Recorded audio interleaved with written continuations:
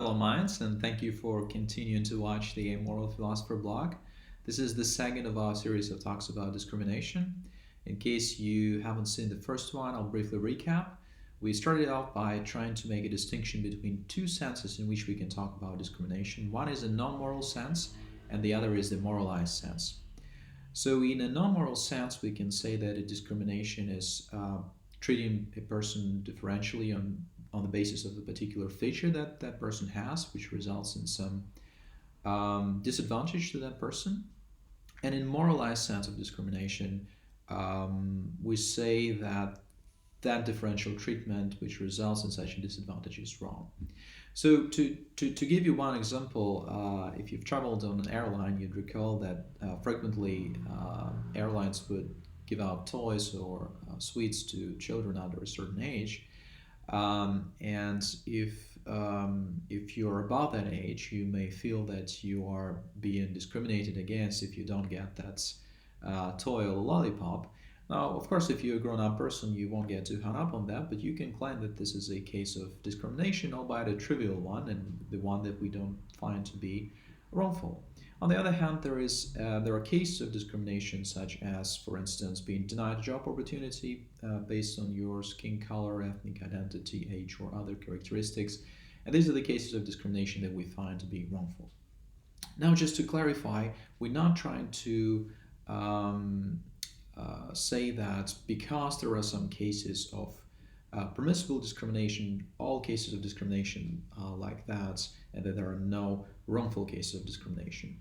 Um, no, we're not trying to do that. Instead, we're trying to ask the question, what is it that makes some cases of discrimination wrongful? In virtue of what are they wrongful, although some other cases of discrimination may be quite permissible? So, an initial idea is to think of some list of protected characteristics such as ethnic identity, gender, sexual orientation, age, disability, and say that discriminating on the basis of these characteristics is always morally wrong. But then we'd have to face a couple questions. The first question would be what characteristics should fall on that list and why these characteristics and not others? And the second question would be would discriminating on the basis of these traits would always be wrong, or would there be some exceptions? Now let's think about the first question first. Um, there are several theories of discrimination which may be helpful for us to think about what characteristics should fall on that protected list.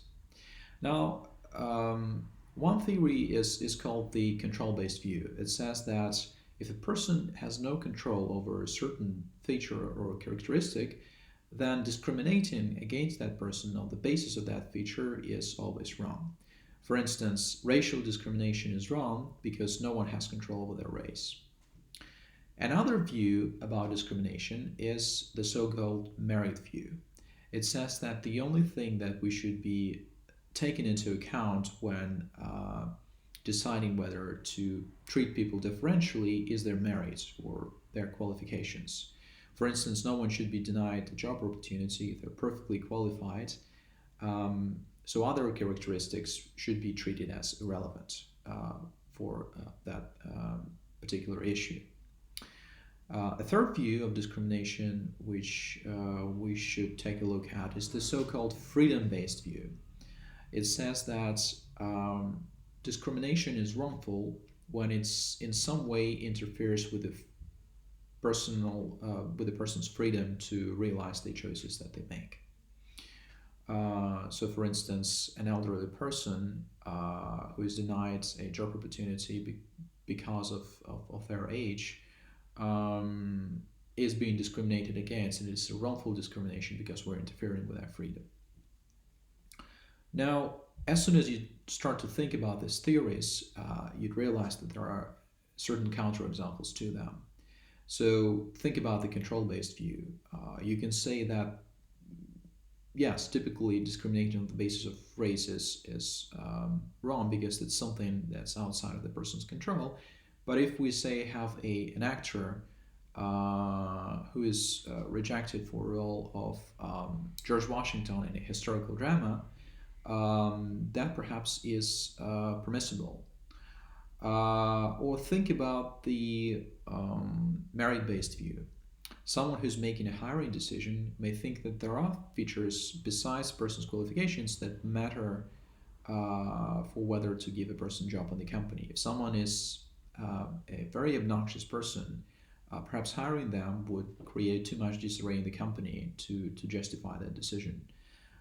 So sometimes merit is not enough. I'll think about the freedom-based view.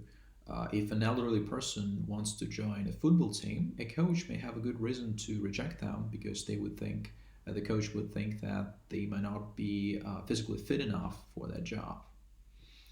So what does this leave us with? So we started with this idea that there are some protected characteristics that, and discriminating on the basis of those is always wrong. We started to think of what would explain what characteristics fall on this list. And we ran into some counterexamples saying that sometimes there are exceptions.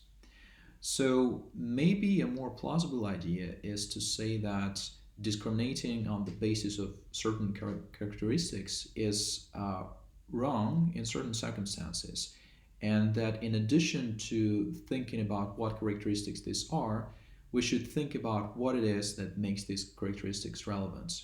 When is it that these characteristics are relevant for treating people unlike, and when is it that it is not? So that is something that I like to think about.